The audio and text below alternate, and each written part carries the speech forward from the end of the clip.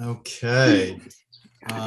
Welcome to you all. I'd like to welcome you to the May 16th, 2022 Finance Committee of the Metropolitan Area Planning Council.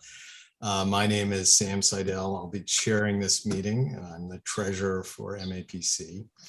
The Finance Committee meeting is being conducted remotely via Zoom video conference consistent with Governor Baker's executive order of March 12, 2020, and as extended by S2475, signed by Governor Baker on June 16, 2021. S2475 also allows town councils, state boards, and other bodies to continue to hold remote public meetings until April 1, 2022. To provide public access to the meeting while limiting the potential for abuse of video conferencing technology, i.e. Zoom bombing, members of the public may view the proceedings at https://youtube.com/user/MAPC Metro Boston. So with that, Sam. Yes. Sam, I think there might be a an oldness in that in that paragraph, since it is no longer April 1st. Lizzie, would you confirm that this has been extended to, I believe, July 1st? It has been extended to June 15th. Oh, okay. All right. So as they should give us the last 2 weeks of the fiscal year. All right. They're forcing themselves to have to deal with it. That's why. I know. As correct wording as noted in conversation, we are doing this via video conferencing. And thank you to everybody. I will now call the roll of the Finance Committee. Tabor Keeley. Here. Yolanda Greaves. Here. Sam Seidel here. We are all present and welcome to you all. The first item of business is approval of the minutes of February 10, 2022. Any comments, corrections, or do I hear a motion? I do have a question, which may be a correction, but maybe others do as well. In item number 7, I think it's Finance Committee voted to recommend approval of the FY22 mid-year budget, I think is what that should read. Or maybe it was the FY23 assessment. But there's I do think that needs. Oh, that makes sense. You know, we did one of those two things, I'm sure. Or conceivably both. I think we did assessment earlier. I'm going to ask Sheila if she can reply here as to which she thinks it is or whether it was both. I am opening up the, it was both, but there should be 2 sections where it states on that. One was approval for the assessment and another section approval for the mid-year budget. So that was me. That was a mistake. Okay, so that's a correction. For oh yeah, that's a correction because I have it. Item 4 was the assessment. It was in my head when I was typing it up. Right. So Tabor points out that we voted to recommend approval of the assessment in item number 4. So I assume the item number 7 is the mid-year budget. Yes. All right. Staff will undertake to make that correction. Andrea, I know you didn't take these minutes, but I'm going to ask you to be responsible for that correction, please. Is that okay? Yes, sounds good. Great. Thank you. Approval of the FY22 mid-year budget. Okay, and hearing no other comments, corrections, do I hear a motion to approve the minutes? I move that we approve the minutes from February 10th, 2022 with the corrections as presented. Second. Moves. Tabor seconds. I think we have to roll call. I'll reverse order. Yolanda Greaves. Yes. Tabor Keeley. Yes. Sam Seidel, yes. Unanimously approved. Mark, I think I hand this back to you. Introduction of Anna Cole. Yes. I'd like to introduce Anna Cole, who is our new Director of Finance. She started last Monday, so she's been here for an entire week. And we are very pleased to have her on board.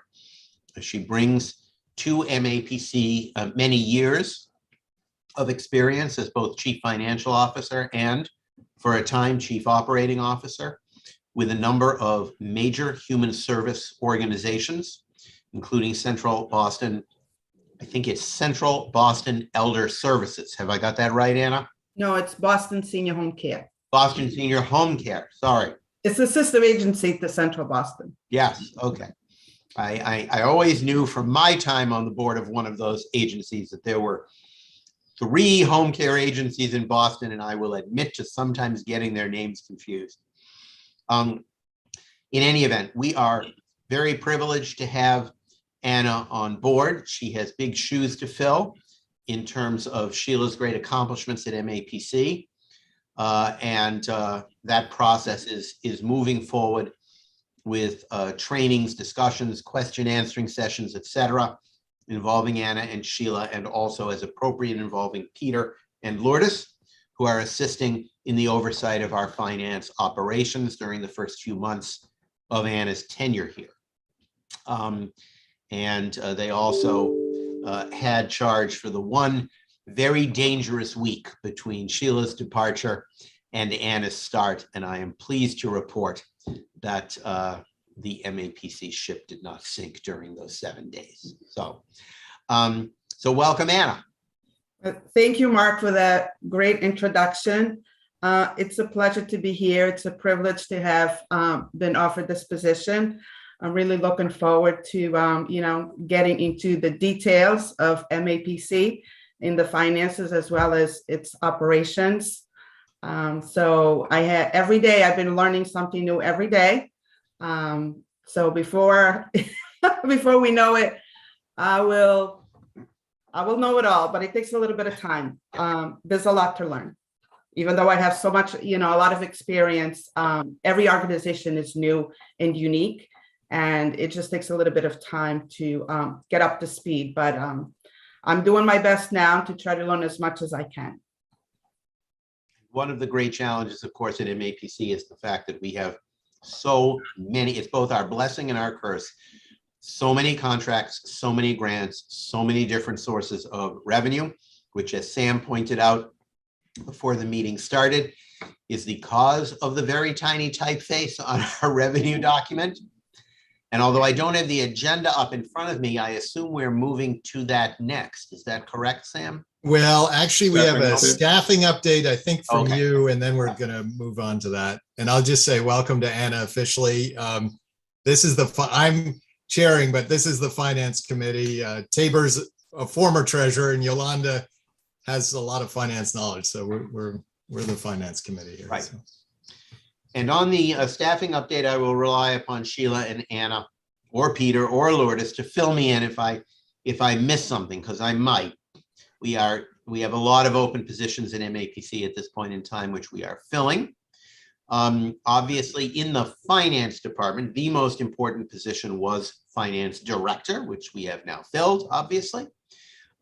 We have also had an individual working with us as I think it is it accounts payable clerk?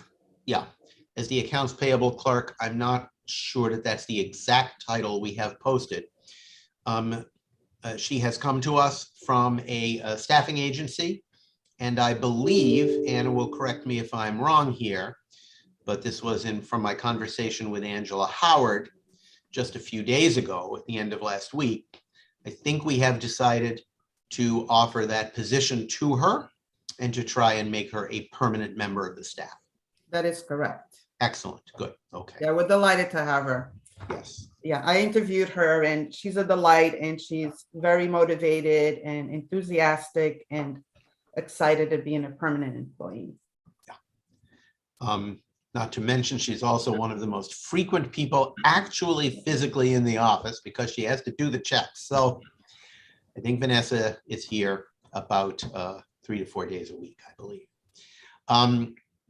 We have additional positions open. We have a grant accountant position open. And that might be the only one. Correct me if there is an additional position open in finance that I'm missing. No, I think that is correct. right. My understanding. And Yeah. that has proven a little difficult to fill. That is a more senior level position. I would note that, and again, correct me if I'm wrong here, when Peter retires, which is not right away, but is definitely in the offing, it will be necessary to fill his position as well.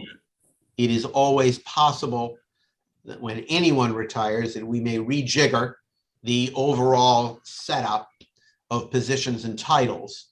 But even if we hire the other grants accountant, Peter leaving would be too much of a loss of capacity, knowledge, et cetera, for us not to fill that position. So I would say we have 1.5 positions available at the moment is how I would look at it. Have I missed anything? I'll ask any members of the finance team on board on this Zoom if I've missed anything to chime in.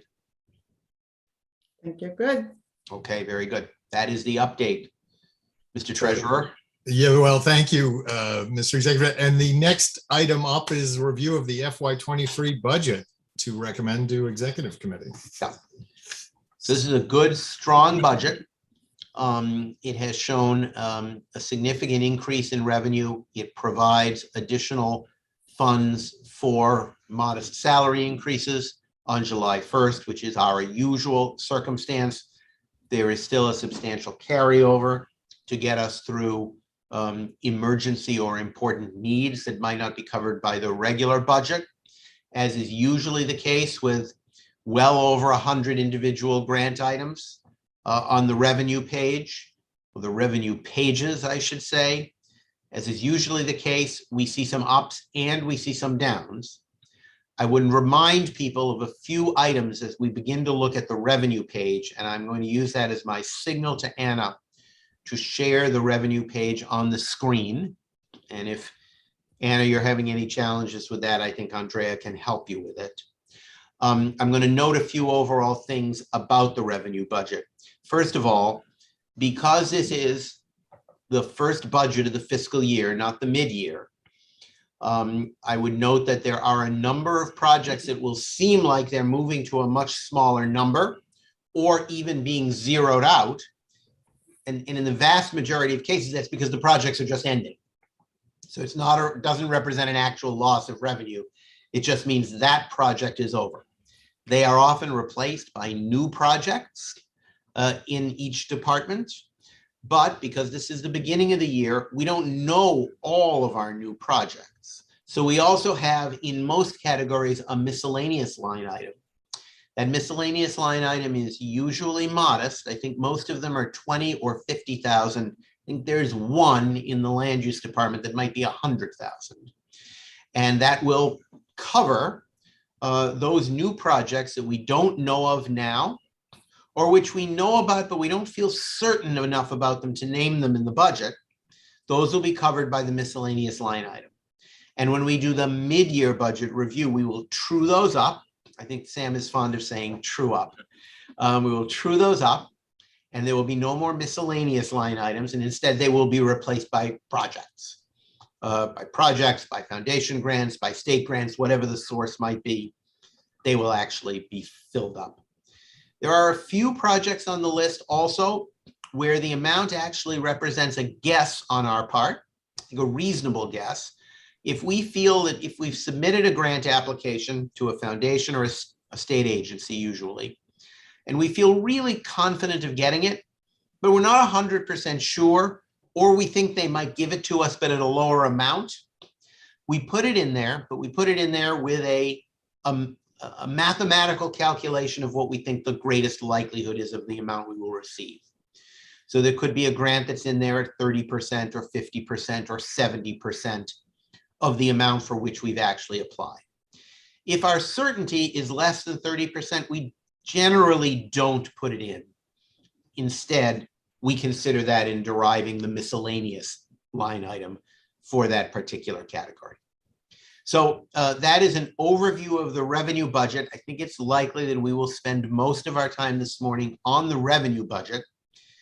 It's the same size as the expense budget, but it's much more malleable. There's a lot more going on the revenue side, honestly, than there is on the expense side. That's why we usually spend more time talking through revenue. Let's see if we can share that on the screen now. I think it's coming.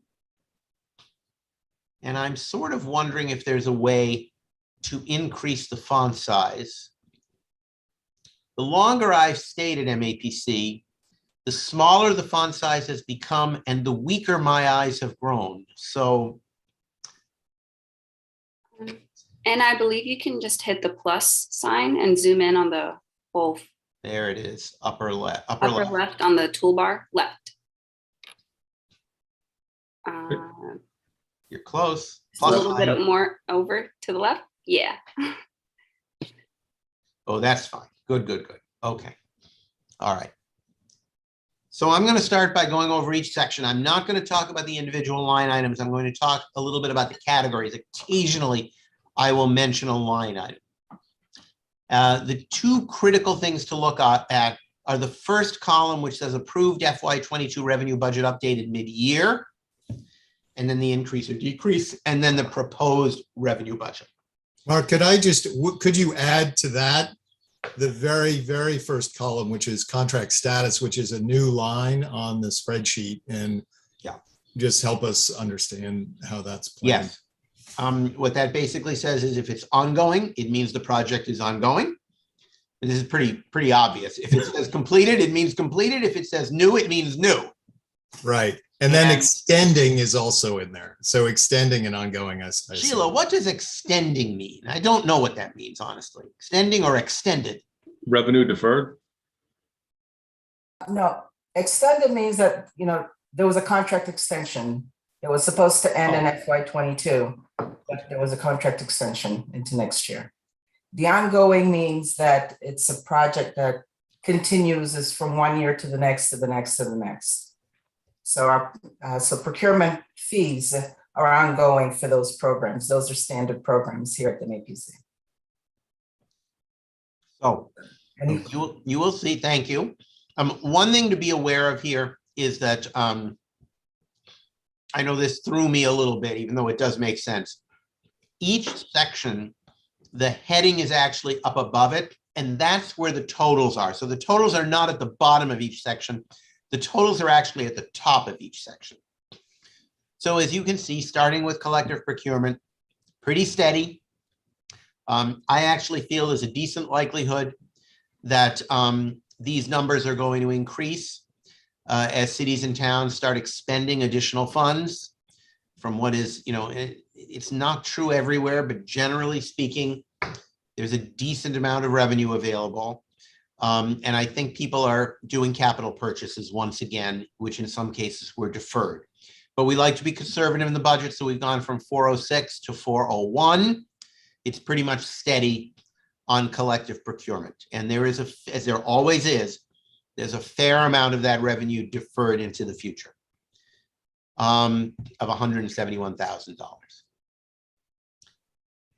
Any questions on that? And I will pause, and it could be that Sheila will have something to say, or Anna. In the case of many departments, it could be that Lizzie will want to add something because she oversees them.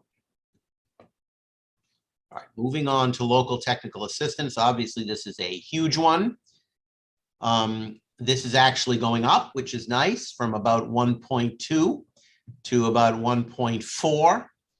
This includes a tremendous number of individual projects in land use, in clean energy. There might be a category underneath that as their environment as well. I'm not sure. If you could just scroll down to the bottom of that briefly, Anna. Community engagement. Many of our departments, data services, let's see what the others are, if any, will eventually end, and that's it. So if we scroll back up again, there is always a huge number of projects in local TA. This covers a lot of our projects that are funded by TAP, the Technical Assistance Program, which, as I think you folks know, is about half municipal assessment and half DLTA. There are a lot of projects that have ended here and that say completed, but there is also a miscellaneous estimate in several of these locations, I think. I know there's a big one in land use. I'm not sure if there are in the others. And I do think this is a pretty conservative total. It will get a lot more specific with new projects when we hit the mid-year budget in the winter. Any comments or questions? Sheila, you're going to correct me if I get anything wrong here. Is that right? Yes, I will. Okay, good. So, well, just to highlight that, you know, there's Please. more miscellaneous, you know, in community engagement as well as clean energy. Yeah, okay. So if I could ask Anna to scroll down a little, we see the miscellaneous is 100,000 in land use. What is it in clean energy? 20,000, 15,000 in community engagement. I don't think we put one in data services because data services, although they do a tremendous 20,000. is it 20,000? Yeah, there's On the 20K. next That's what it page? says. Oh, there it is. Yep, in Yep. the middle. I'm sorry. That is actually the end of data services. I will talk a little bit about the items at the bottom of the page in a moment. So 20,000 there. And overall a good strong showing. The 5 items at the bottom are pretty straightforward. They are our annual dues from MARPA, the best deal in Massachusetts, still stuck at $12,000, where I think they were when I started at MAPC. But there are political reasons for that more than financial reasons. Our 2 CEO coalitions, the Metro Mayors Coalition, and then down at the bottom, the North Shore Coalition are in there, stable in terms of dues payments. And then sandwiched in the middle for some reason, the Metro West Regional Collaborative and the Magic subregion. Those are our 2 subregions that pay additional assessment for subregional activities. And so those are all in there as well, and pretty much rock solid stable there. I don't think there's a penny, hardly a penny difference. Mark, just on those, these are organizations that are paying us to do work, right? It's not that we're paying them for something. They're paying us. They are paying us. Right. Got it. We try to the best of our ability not to pay other people, Sam. So it's called the executive director's phobia of consultants. Right. Very annoying to many members of my staff. All right. I think we're ready to move to the next page. Again, if anyone wants to stop me, please do. State grants and contracts. The interesting thing is state grants and contracts often go to fund exactly the same things that were on the previous page, but the previous page usually refers to local revenue, and this refers to the relatively small number of state grants that we routinely apply to at Mass Housing, at DHCD, at EOHED, our DLTA line item, EOEEA is in there as well. So you'll see a lot of different items here where we get money from the state. I think you're pretty much familiar with these programs. The vast majority of them in the first segment up there above EOEA are pretty regular payments. The one that I would note that is not a regular payment is down at the bottom. DLTA we get every year thanks to the good work of Lizzie and her team that makes sure that to protect that line item. The reason that the numbers look like they look is because in a fiscal year, we are always ending one year of DLTA and starting another year of DLTA, because DLTA, although it is appropriated on a fiscal schedule, runs on a calendar year. Local Rapid Recovery Program has come to an end, although we are hopeful that there will be additional monies for implementation. There are a few individual projects here that are state funded, like the Wakefield Master Plan. We also estimate EOHED will give us some additional money for other planning efforts. We always assist MassDOT in the Mass Rides program and My School Commute. We every 4 years assist MassDOT in developing labor force, household and population projections. Tim and his team are working hard on that now. There are usually a few projects from Mass Housing or MHFA A new one we're adding in this year is 60,000 from the Mass Housing Partnership for Technical Assistance we will be asked to provide as communities consider complying with the so-called multifamily mandate or Section 3A. A one-time project from Mass Development, there could be others, and also a project with UMass Extension Service, which is a multi-year project now. So those are some of our state grants and contracts. The next section is EOEEA, also state grants and contracts. We are now in the process of applying the EEA for their Smart Growth Technical Assistance Fund. It has funded a number of projects this year. It will be funding additional projects next year, hopefully in excess of the estimate at the bottom of 30,000. It's a very important source of funds. Kurt Gartner, who many of you know, is responsible for that program, and we are pretty routinely a great recipient of those program funds. Clean energy also has a wide variety of grants, mostly from DOER, but also from Mass CEC and various other places. We are very, very confident of additional funding in that area. That's why that miscellaneous line item for clean energy is a little higher than some of the others at 50K. And then in environment, we do a lot of different projects, but the ones that get listed out individually every year are those hazard mitigation plans. Martin and his team always has a bunch that are ending and a bunch that are starting. They don't tend to be for a vast amount of money. The current amount is 19.5 in most cases. Sometimes a little less, sometimes a little more, occasionally matched by additional funds to do a, what does MVP stand for? Help me out. Municipal Vulnerability Plan, which is ideally, we like to do an HMP and an MVP together and get the community like Hanover here, for example, with a single plan moving forward for disaster issues. Don't know if this continues on to the next page because we're at Woburn, we're near the end of the alphabet, so now we'll move to public health. Another very large section of state grants, especially since the COVID pandemic began, is listed in the public health section. Some of them are individual communities where we get state money to help us in those individual communities, but others are major grants from the Mass Department of Public Health, for example, much of which is often passed through. We don't keep it all.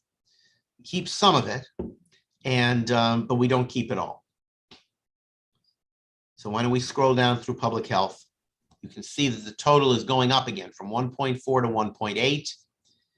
And Barry budgets very conservatively, so I think we're really solid on the 1.8. We could go to the bottom of that. This has really changed in the last 2 years, folks. This used to be a relatively short list of projects, and now it is a large list of projects.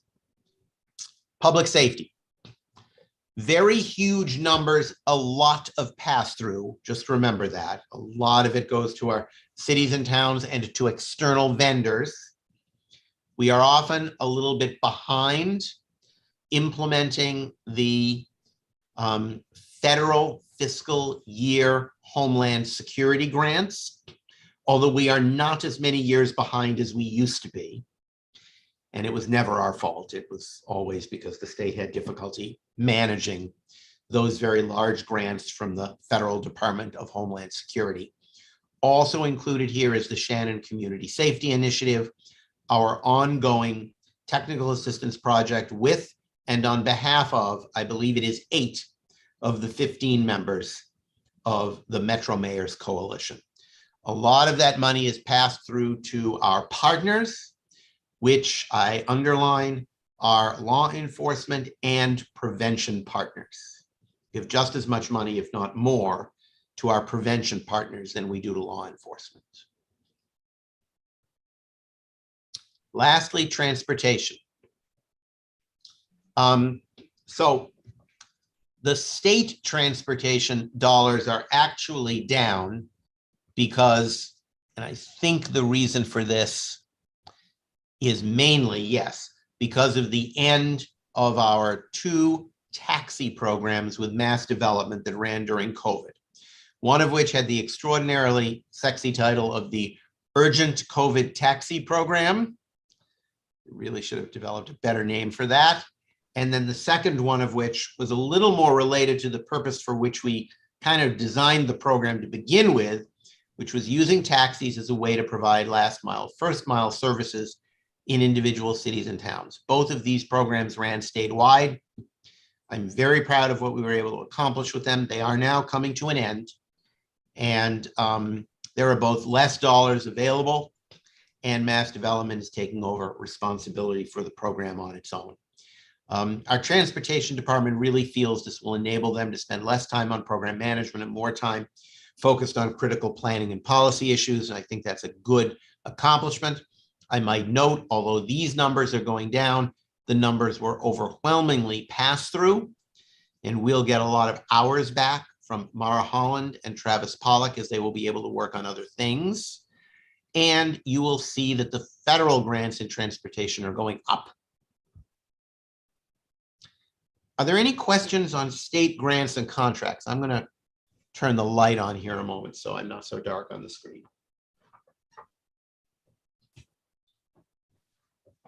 All I had to really do to turn the light on was move. I have just a brief question on things that were higher up on the page. I think EEA grants, for example, where from memory, I'm going to say the overall takeaway number went down, and then there's a miscellaneous number of 20,000 or 50,000. And the idea there is you think there's more work out there, but to be cautious, the miscellaneous number is 20,000 and projects have completed. So they're coming off the books, as it were. Is that roughly true? Correct? Sometimes there are new projects where we are actually estimating on a percentage basis. Right. So those are also up there. Many of the projects are extending, and even a completed project could have a little bit of money left over this year, I suppose. I'm not sure exactly how Sheila categorized those. We are conservative in the miscellaneous category, Sam.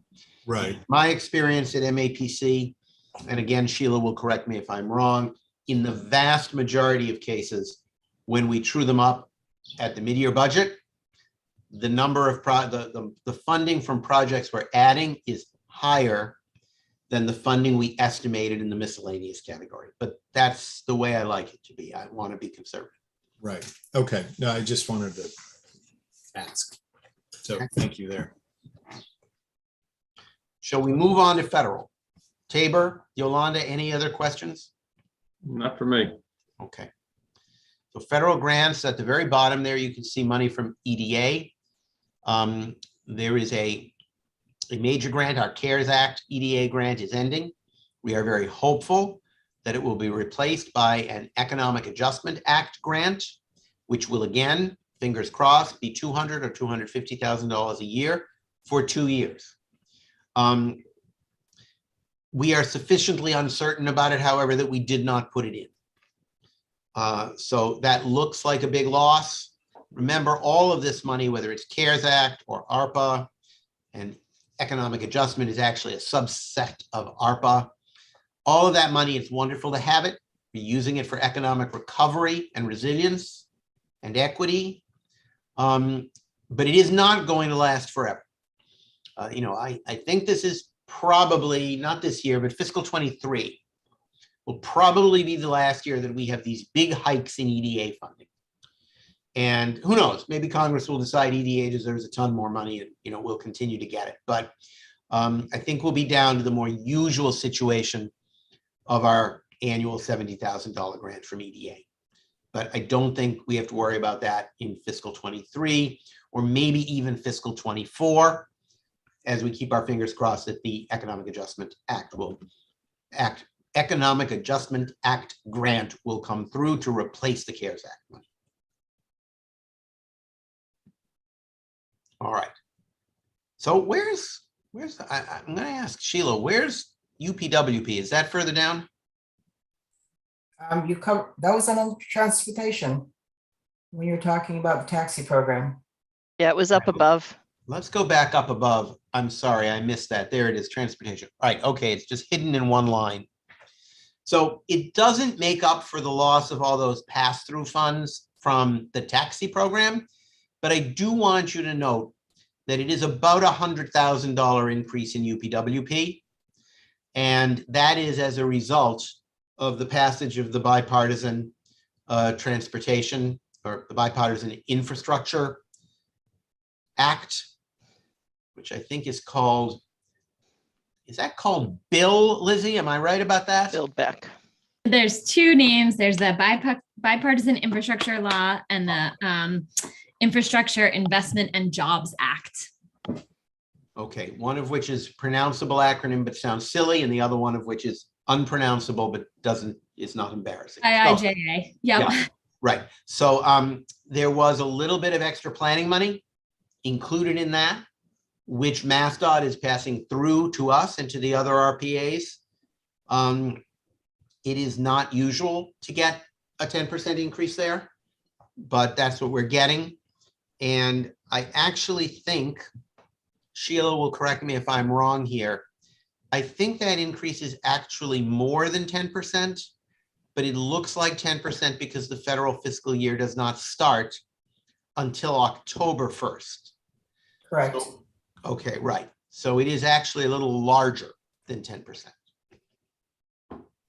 Yeah, so this 1.189 represents two federal fiscal years, the ending of one and the beginning of the other. Okay, thank you, Sheila. All right, now we can go down to, I think, our foundation line item, foundation section. Foundations in MAPC are, let's be honest, mostly the Bar Foundation. Few other items, but mostly Bar. And you can see that, you know, some Boston Foundation money is coming to an end. On the other hand, the Conine Foundation, which supports trails work, has become a new substantial funder of MAPC that we're very proud to have. And there are a number of other funders that come through with programs that occasionally mirror state grants, where there might be some state money, but there's also money from another source on that project. Those are listed under other grant support. We did, as I think you know, just about a month ago, received confirmation of our next major Bar Foundation grant. We get many Bar Foundation grants, but the big one, which we occasionally refer to as Big Bar, in which we recently learned that the folks at the Bar Foundation actually independently refer to as Big MAPC, is the one that covers climate and mobility. And that was restored at $1 million a year for 3 years, just about a month ago, which is excellent. That's pretty steady. That's pretty much the same amount that we got last time. That's not reflected here? Should be reflected here. Yes, it is. It's Which a one is it? 2022 Here it is. grant. Mobility and climate, called new. Do you see it there? Toward the bottom of the Bar Foundation. Clean energy, but it doesn't say $1 million. Oh, that's It because says 370. it's starting. Wait a minute. It has started now. Yeah, I think it's a charging issue, I think, Sheila. Can you explain? Okay. It's split into Oh, is it the DSI above and the clean energy below? One for DSI and one for clean energy. So clean energy expects to spend $370,000, while DSI expects to spend $510,000 next fiscal year. So even though we're getting $1 million, doesn't mean that we're necessarily going to spend $1 million next year. That is what they're estimating. DSI still has money left over from BAR from the previous grants, so they don't expect to spend that new $1 million all next year. So this is a reality that we struggle with in MAPC, which is that we are always under pressure to spend, finish projects, charge hours.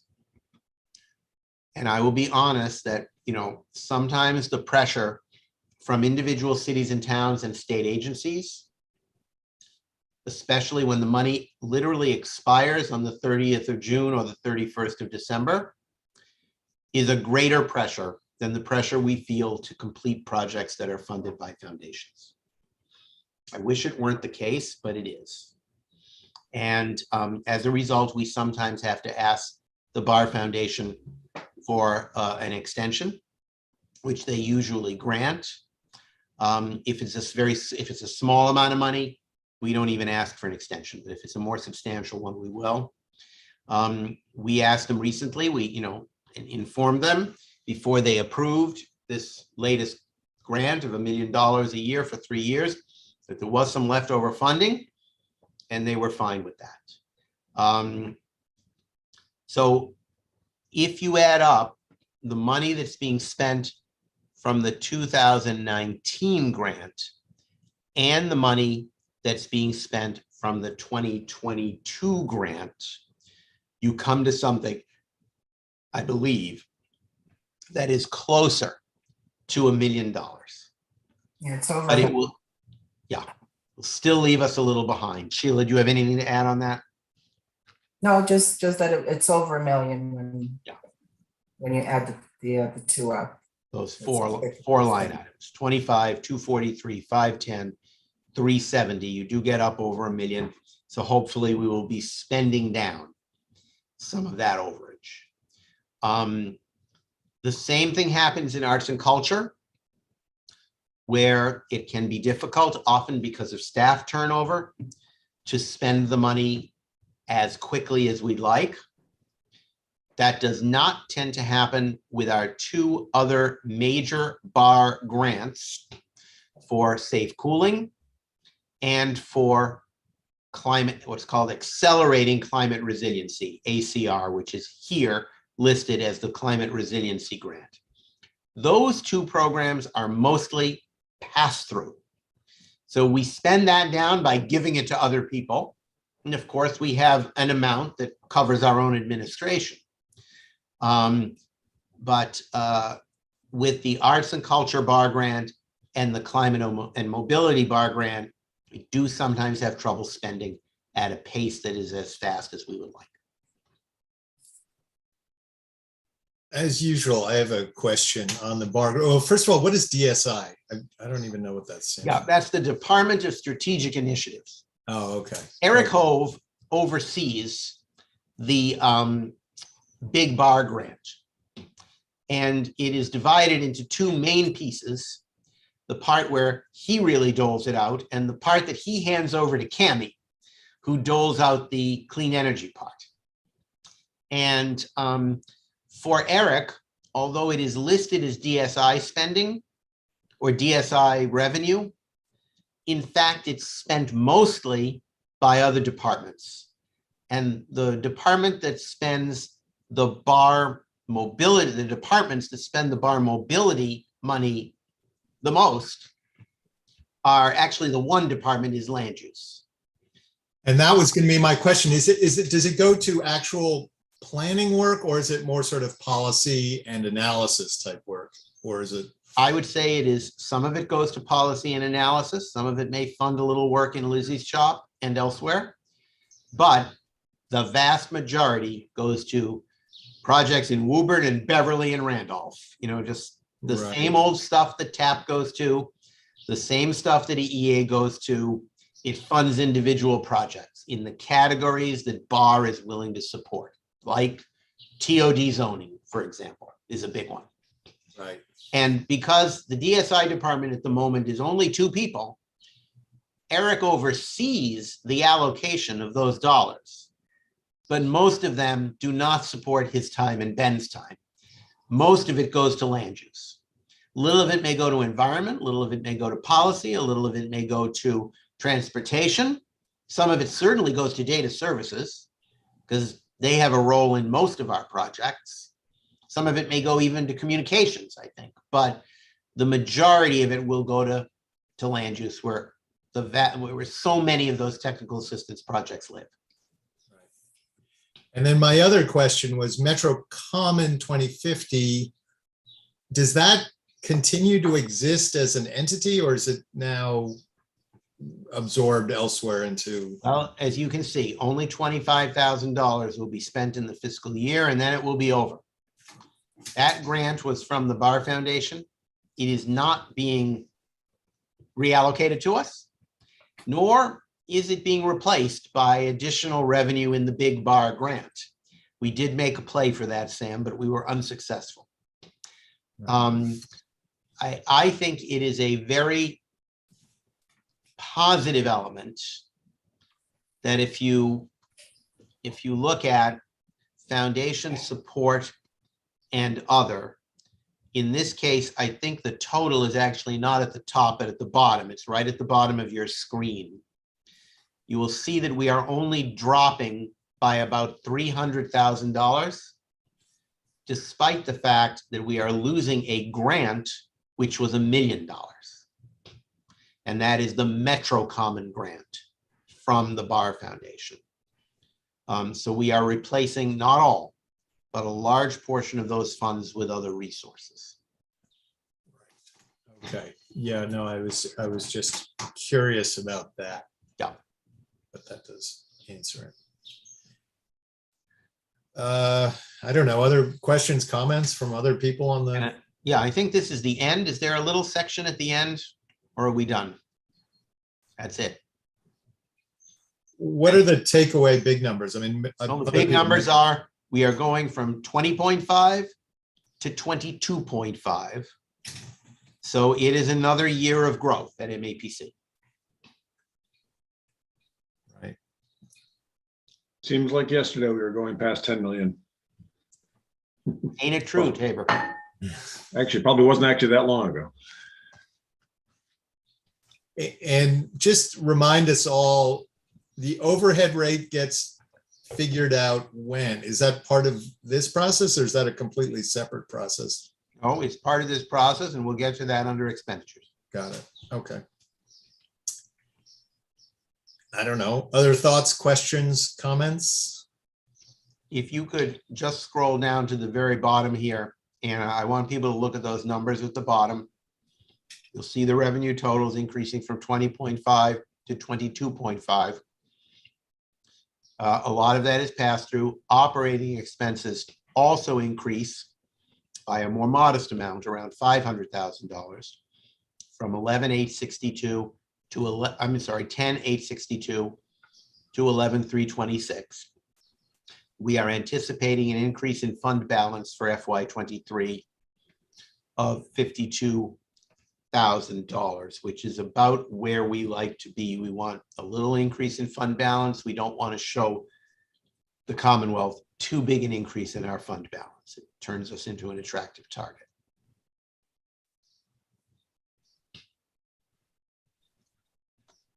Well, as usual, well done on diversifying lots of sources of income. Yeah, it's nice to see all the different projects and where all the money's coming from. Yeah. Very good. Especially with the Big Bar issue, potential for losing out on that. And I think it's there's been a lot of nerves frayed over that one. Yeah. Sheila, Anna, Lizzie, anything to add before we move on? All right. And let's move on to expenditures and overhead, I believe.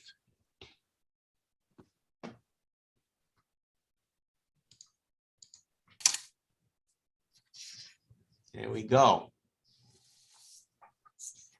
Now, I will say that I probably need more help on this one than I do on revenue. So I hope Sheila and Anna won't be quite as quiet during this one. I'm also more likely to make mistakes. So we start with personnel. As you can see, we are anticipating a modest increase in overall administrative salaries and direct staff labor. This is not all of our labor, because a lot of our labor is in direct chargeable funds. I believe this is the indirect only, right, Sheila? Correct. Which is me and most of Lizzie and HR and operations and finance and all of the other departments and divisions at MAPC that constitute our indirect costs that aren't chargeable to individual projects. And that goes up by $158,000. Employee benefits go up by about $42,000. And temporary help, we're leaving the same at 75. That brings us to a total of approximately 4.3, or a $200,000 increase overall. I will let people know that there are ongoing discussions at MAPC that could change this, arguably by the time we get to the mid-year budget.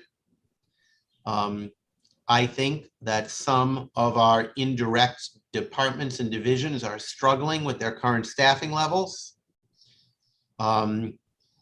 I am honestly most concerned about HR because of the tremendous amount of work that we've had on filling positions, and also the expense of implementing DEI efforts, and the fact that our HR staff spends an awful lot of time on COVID monitoring and contact tracing. Honestly, you cannot believe what a time suck that is. There are other examples where additional indirect support may be needed. They are not reflected in additional positions in this budget, but it is under discussion. The second thing I will say is I have 4 separate categories of possible improvements and expansions to employee benefits that are in my head and that I have recently begun discussing, particularly with, I'm trying to remember who I sent this email to. I think I sent it to Angela, Howard, and Lizzie. Maybe I sent it to Holly Lewis, our HR manager. A lot of agencies and companies throughout the country and the world are increasing and diversifying benefits. And there are a variety of areas that I am looking at. One in which we had a lengthy conversation on Friday is related to paid leave, which is mostly parental, but can be for other reasons as well. We are looking at a sabbatical policy for the agency. We are looking at whether or not we can assist our staff with student loan debt repayment. And we are also looking whether or not it is possible for us to provide a housing benefit at MAPC. It is unlikely that we will do all of these things. It is unlikely that we will do none of them, because just as we try and improve the competitiveness of our salaries, we also need to improve the competitiveness of our benefits. I would rather have well-paid and well-benefited staff that are the absolute best in their fields and have a few less people than I would like to have a few more people and not have quite the same caliber. In the current marketplace, you need to pay for that one way or the other.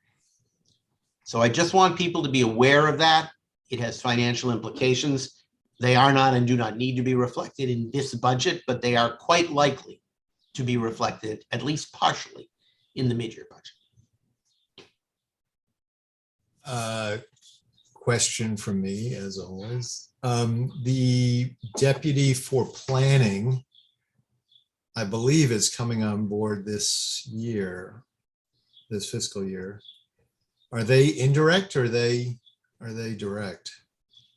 Sheila, I believe they are mostly indirect, and I think they are in here on the salary sheet, which we don't generally share with you. Is that correct? Oh, okay. They Okay. are, yeah, in this budget, they're 100% indirect. Okay, but that's reflected in what we're looking at right now. This is, Okay, okay, all open positions are reflected in here. okay, okay. I assume these employee benefits are for the all employees and not just the admin or the indirect. Correct. Right. Correct. They constitute an indirect cost, but yeah. Travel is not particularly worth talking about, I don't think. I think we'll have a little more out-of-state travel this year. This does not actually include conferences that are usually paid for by direct charges or by the professional development budget. This is like when I drive to Hartford or something like that, or when people go to the, what is it called? NECAP? I'm not quite sure what it's called. The New NECAP. England APA conference. So little change in travel, little up, as is reasonable given the state of the pandemic at the moment. Operational services, a few down, a few up. I'm not sure anything is down, actually. No, a few are down, a few are up. Sheila and I and Anna actually spent a lot of time on this in the last several days. Increased a few of these line items where we felt it was prudent to do so because of inflation or because of changing circumstances. Overall, however, the operational services costs are about the same. Sheila, do you have anything to add on operational services, or for that matter, on other expenses? Anything worth noting?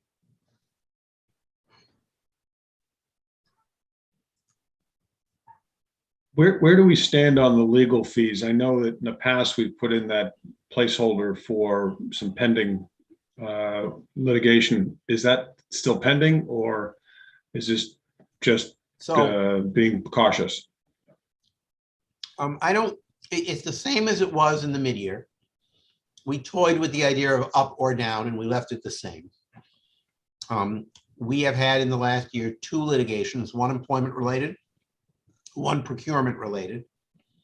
The procurement related one has been settled, even though Margie would jump all over me if I used the word settled, since it's some other technical term, but it's been resolved.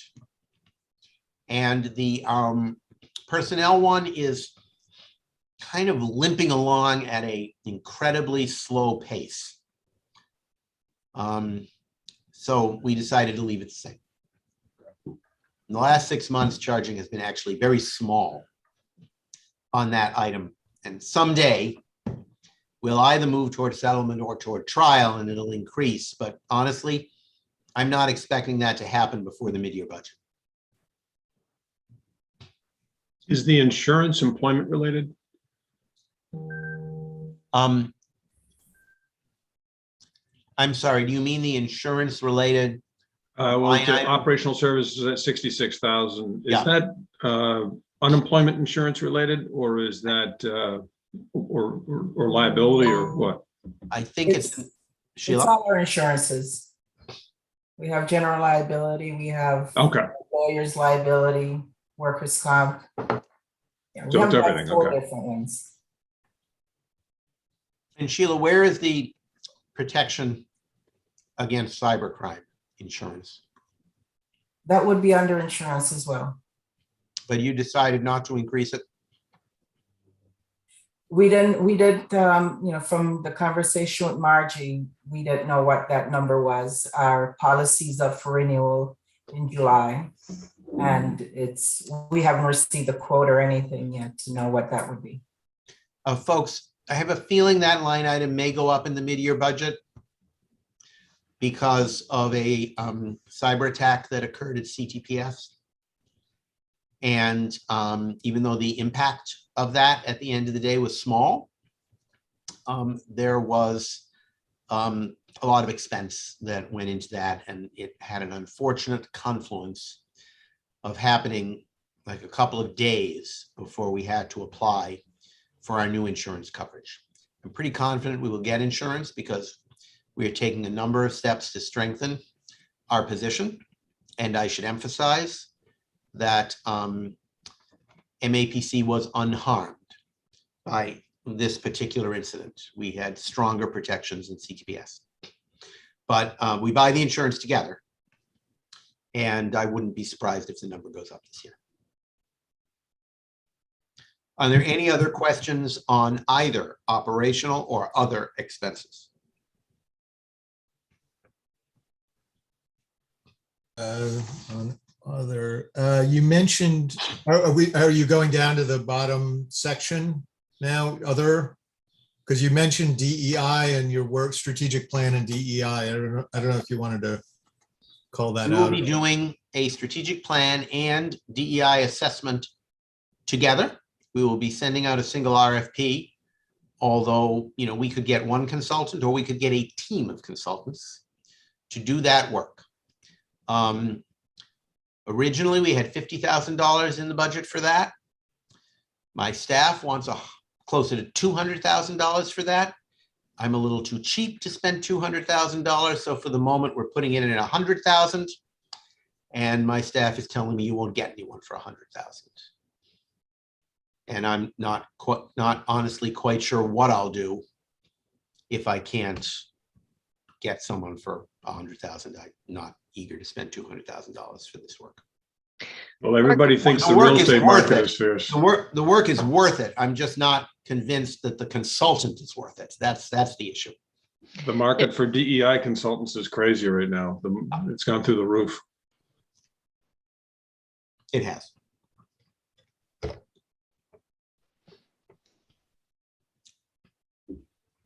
Other questions, comments, thoughts? I mean, one possibility is we'll just do the DEI assessment and handle the strategic planning process internally. So, you know, we'll figure that out. Mark, I remember last year we talked a lot about having to get, or maybe it was the mid-year, computers for all the staff. Done. Any plan, or is there anything in here for replacement process? Or will that be pushed out a year or two? No, I expect them to last for at least 15 years, Yolanda. I'm going to treat it like my Subaru. Run it into the ground. And unfortunately, yeah, no. No. So will that be looked at in the future, you know, what the replacement process will be? Yeah, I mean, we do have an IT budget in here. Yeah. It's pretty robust already. And I don't think we're going to have to do too many of the replacements of these laptops right away. Right. We just bought most of them. Yep. And, but definitely, you know, we do a separate IT budget every year. Okay. And IT has a different list of things that they want to work on. Yep. And I am confident that, you know, gradual upgrades and replacements, both software and hardware, will be incorporated into the budget if it isn't already. Okay, great. Thank you.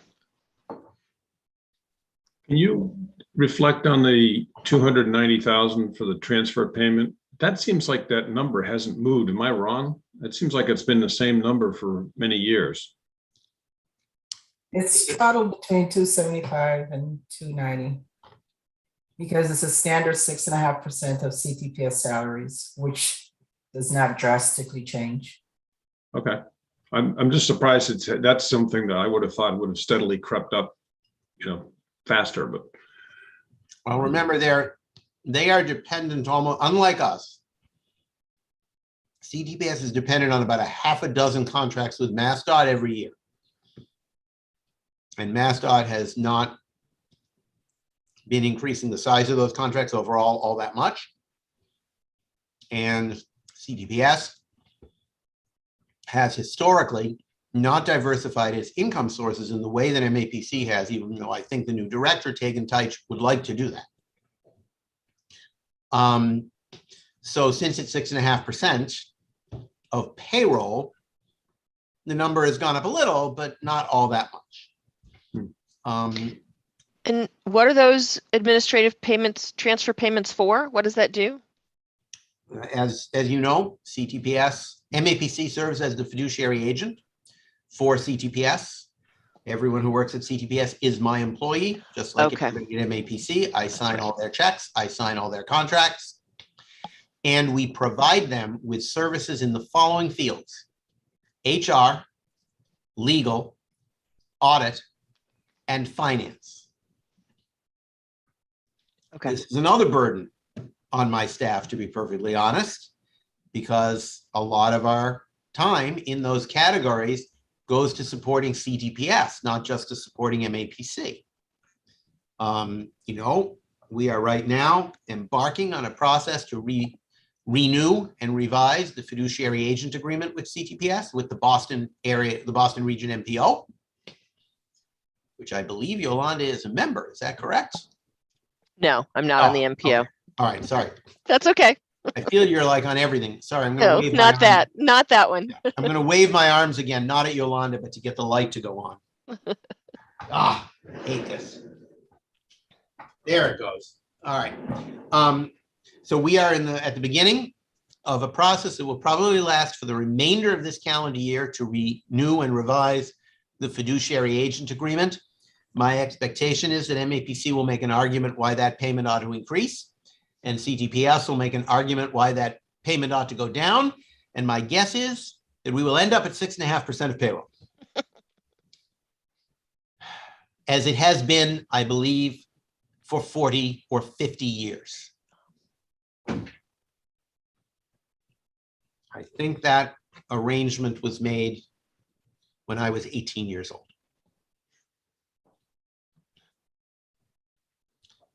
Anything else on? What's the status on the audit? Has that been released yet? Yes, it has been. Oh, good. And in fact, Tabor, you'll remember this, Sam and Anna and I don't know if Lizzie has been invited to this, although she could come if she wants to. It's not usually that interesting.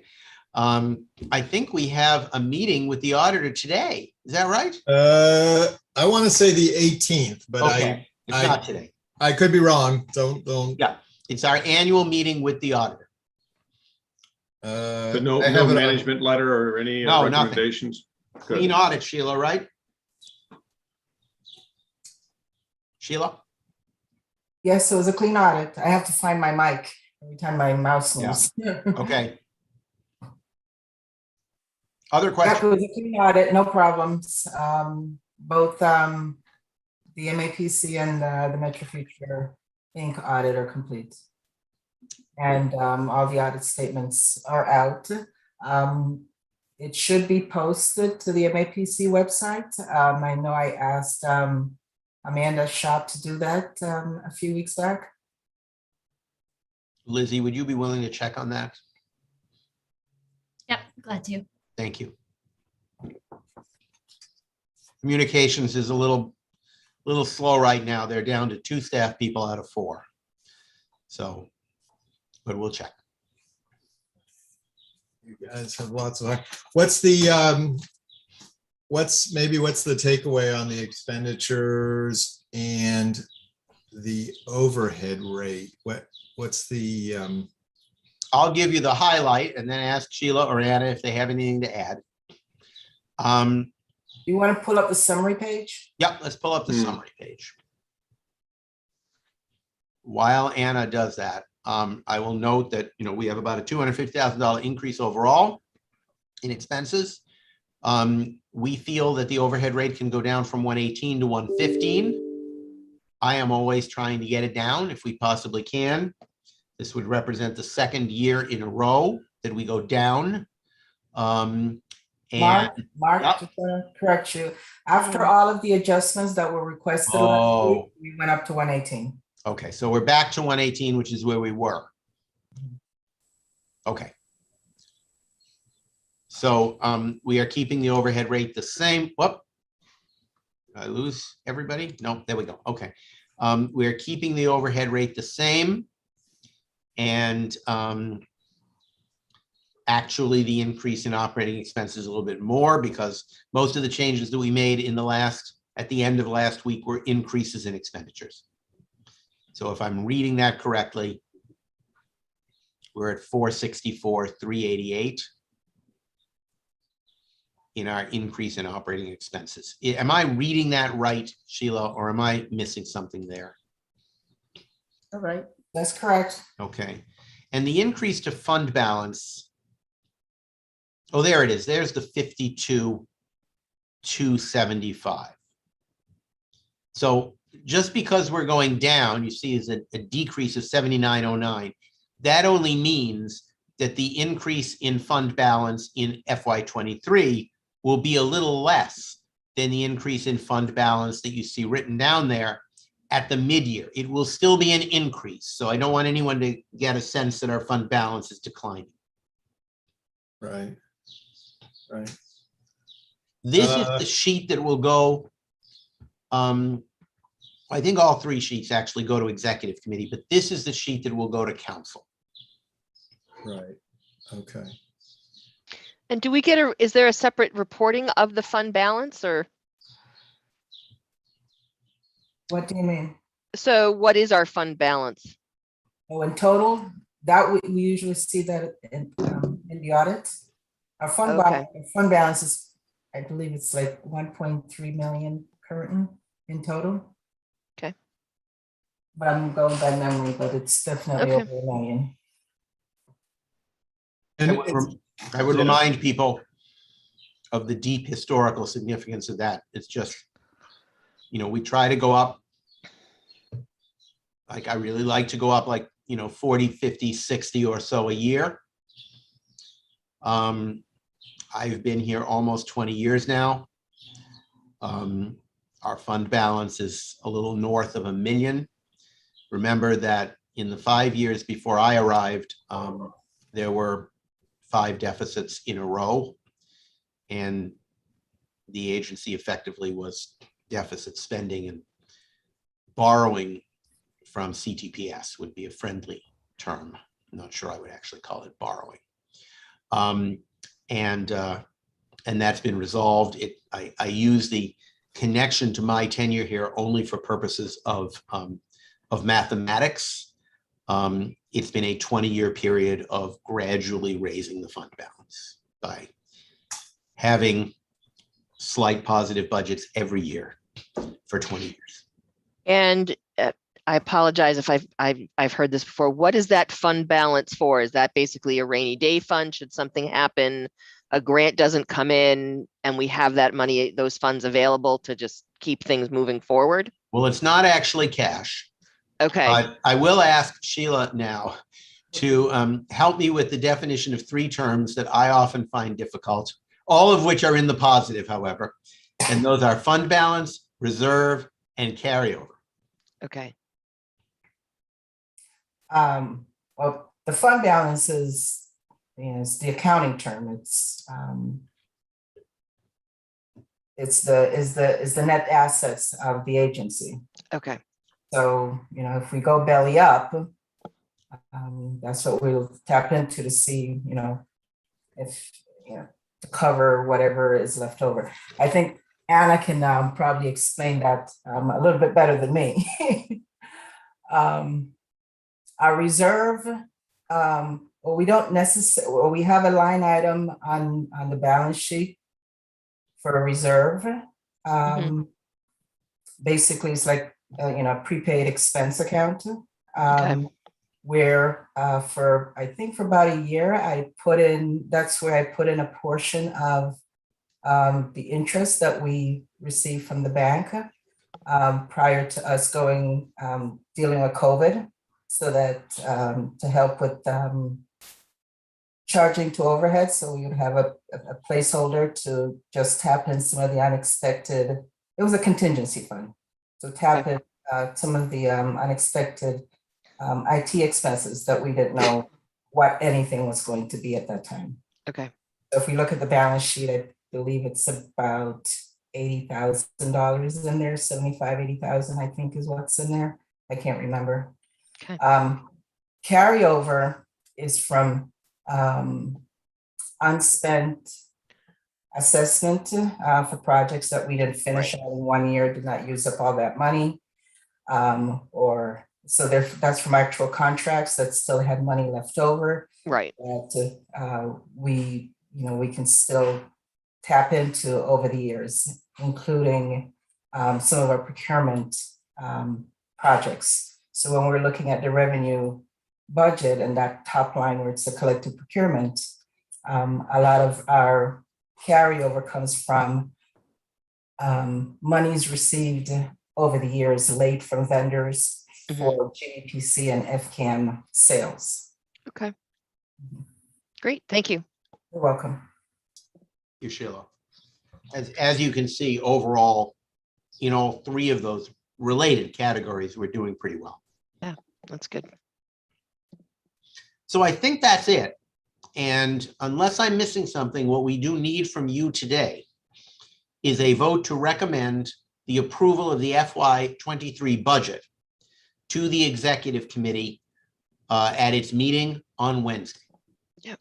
So I will ask for a motion on that, but before I do that, let me, just as a general question, Anna, welcome to your first MAPC budget. I'm sure you come with a lot of experience, but there's a lot of new terms as well. So I hope that wasn't too much to process, but I'm sure you've been deep in the weeds and all this stuff.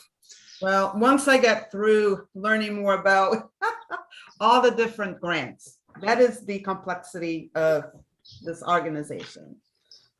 So many of them. And the acronyms can always get you, they always get me caught up. I learn them 5 times and I forget them 6 times. So those are always fun.